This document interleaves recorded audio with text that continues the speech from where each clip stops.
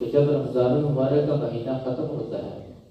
اس دن سے لے کر ختم ہونے سے لے کر اگلے رمضان المبارک تک اللہ رب العالمین فرشتوں کی ڈیوٹی لگا دیتا ہے کہ فرشتوں جنت کو سجانا شروع کر، جنت کو سجایا جاتا رہتا ہے۔ جب رمضان المبارک کا پھر پہلا دن آتا ہے، پورا سال جنت کو سجایا جاتا ہے، جب پہلا دن آتا ہے تو جنت کے پتوں سے، جنت کے درختوں سے ٹھنڈی ہوا چلتی ہے اور ان ہواؤں کو ساتھ ساتھ حوروں کی ہوا بھی آتی ہے۔ وہ حوریں جو جنت میں رہتی ہیں وہ پھر بارگاہ الہی میں عرض کرتے ہیں اس ٹھنڈی ہوا کے ساتھ مولا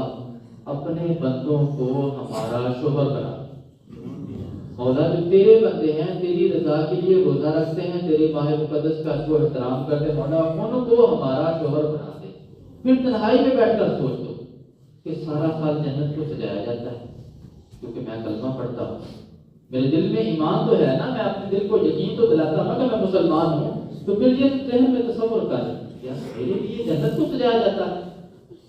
کبھی ذہن میں تنہائی میں بیٹھ کر تصور کر کیا میرے لیے جنت کی حوریں کہتی ہیں رب العالمین کی بارگاہ سے مولا اس کو ہمارا شوہر بنا۔ رسول اکرم نور جسم صلی اللہ علیہ وسلم نے ارشاد فرمایا کہ جنت کے 8 دروازے ہیں، ان میں سے ایک دروازے کا نام ریان ہے اور وہ خالصتاً صرف اور صرف روزہ دار کے لیے ہے۔ روزہ دار کو شان و شوکت کے ساتھ اس دروازے سے گزارا جائے گا۔ عزیزان کرام قدر،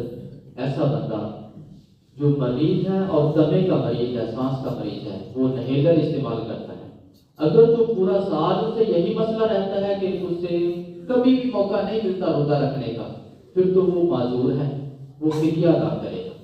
اسی ماہ مقدس میں ہر روزے کا صبح اور شام کا فدیہ ادا کرے گا۔ اگر وہ معذور نہیں ہے کہ کبھی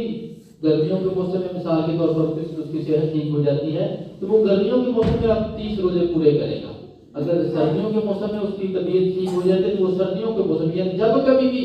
اس کی طبیعت ٹھیک ہوتی ہے تو وہ 30 روزے پورے کرے گا۔ اگر اس کی طبیعت نہیں ٹھیک ہوتی پورا سال تو وہ ہر روزے کا فدیہ ادا کرے گا۔ اس کے لیے روزوں کا یہی کفارہ ہے۔ اللہ تعالیٰ عمل کی توفیق